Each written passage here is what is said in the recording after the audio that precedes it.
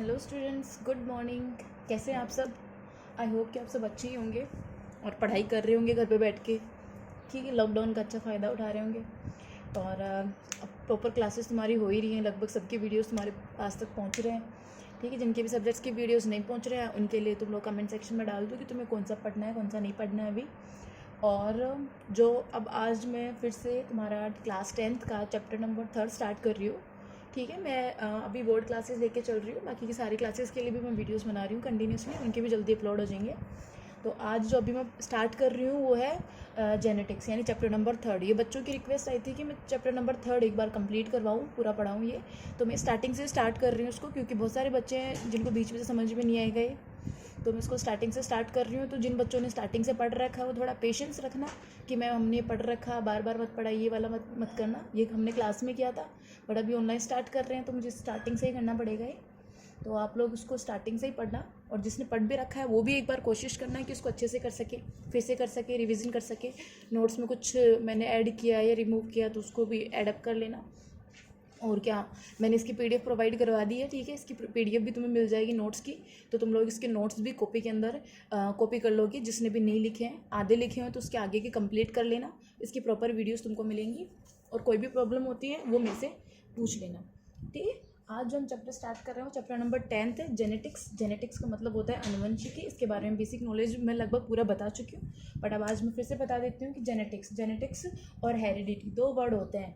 ठीक है, जेनेटिक्स होता है और एक होता है हेरिडिटी होता है। अब जेनेटिक्स क्या होता है और कैसी होती है, दोनों चीज़ें इसके बारे में बात करते हैं। कि जैसे होते हैं ना, लिविंग ऑर्गेनिजम्स होते हैं, ठीक है, ह्यूमंस होते हैं, एनिमल्स होते हैं, इनमें क्या होता है, सेक्शुअल रिप्रोडक्शंस होता है।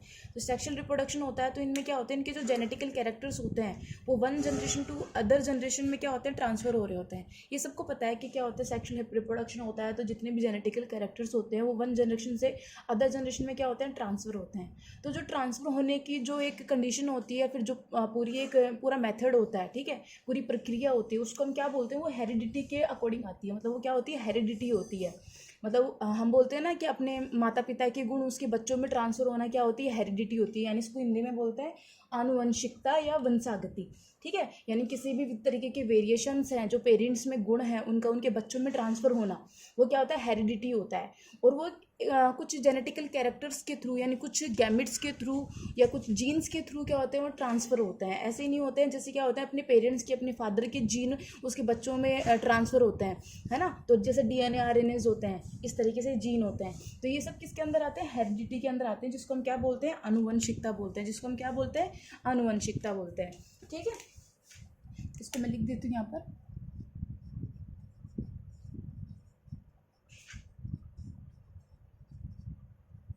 आनुवंशिकता, ठीक है। अब ये आनुवंशिकता काम किसके ऊपर करती है, जेनेटिक्स के ऊपर करती है। जेनेटिक्स को हिंदी में बोलते हैं आनुवंशिकी।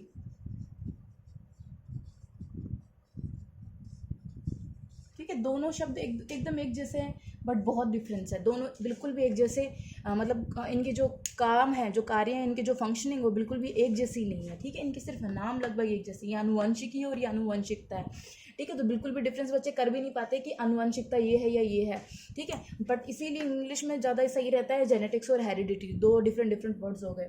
तो जेनेटिक्स को हिंदी में बोलते हैं अपन आनुवंशिकी, और हेरिडिटी को बोलते हैं आनुवंशिकता। हेरिडिटी वो होती है जो जेनेटिकल कैरेक्टर्स को, जितने भी जेनेटिकल कैरेक्टर्स होते हैं उनको one generation to other generation में क्या करते हैं, ट्रांसफर करने का काम करती है। ठीक है, वो होती है हेरिडिटी। अब बोलो कि जेनेटिक्स क्या होती है। जेनेटिक्स वो होती है जिसमें हेरिडिटी का पता लगाया जाता है।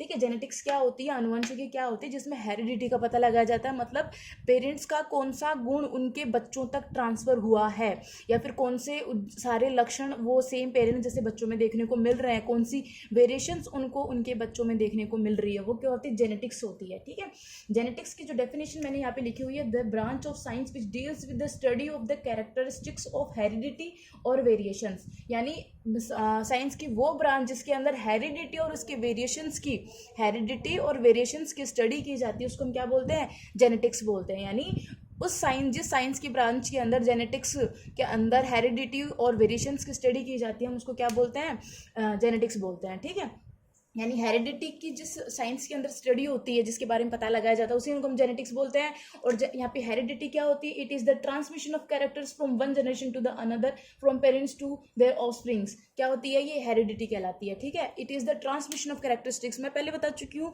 कि one generation to other generation में जो कैरेक्टरिस्टिक्स होते हैं, जो जेनेटिकल कैरेक्टर्स होते हैं, उनका ट्रांसफर होना ही क्या होता है? हेरिडिटी होती है। तो यही लिखा हुआ है कि it is the transmission of characteristics from one generation to the another, from one parents to their offspring, यानी जो उनकी अदर जनरेशंस तक, उनकी अदर पीढ़ियों तक, यानी एक पीढ़ी से दूसरी पीढ़ी में ट्रांसफर होने वाले गुणों को हम क्या बोलते हैं? हेरिडिटी बोलते हैं। और एक पीढ़ी से दूसरी पीढ़ी में होने वाले गुणों के ट्रांसफर को जिस साइंस के अंदर स्टडी किया जाता है, उसको हम क्या बोलते हैं? जेनेटिक्स बोलते हैं, ठीक है।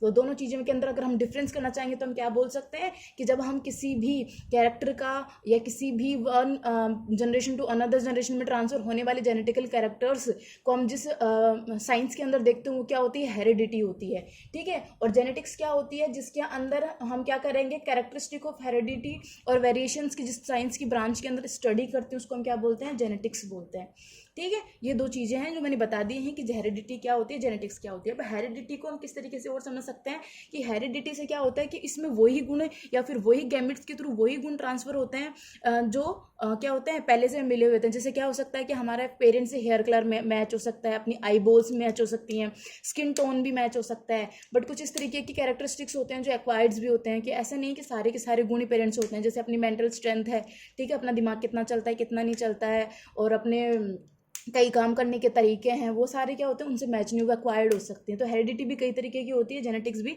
कई तरीके की होती है। तो यहाँ पर अभी तुम्हारे बेसिक इतना दे रखा कि what is heredity and what is genetics, ठीक है। दोनों की अलग अलग डेफिनेशन रखी हुई है यहाँ पर। यानी एक पीढ़ी से दूसरी पीढ़ी में ट्रांसफर करने वाले जितने भी गुण होते हैं, उनको हम बोलते हैं हेरिडिटी। और जेनेटिक्स के अंदर जिसके अंदर हेरिडिटी का क्या किया जाता है? स्टडी की जाती है, अध्ययन किया जाता है, उसको हम क्या बोलते हैं? जेनेटिक्स। अब देखो, genetics was used by Bateson. अब सबसे पहले जेनेटिक्स वर्ड किसने यूज किया था? बेटसन ने यूज किया था। कब किया था? 1905 के अंदर। Genetics word was used by the Bateson in 1905। Genetics word सबसे पहले बेटसन ने, जिसको आज आधुनिक आनुवंशिकी का जनक भी कहते हैं, इसको क्या बोलते हैं? आधुनिक आनुवंशिकी का जनक।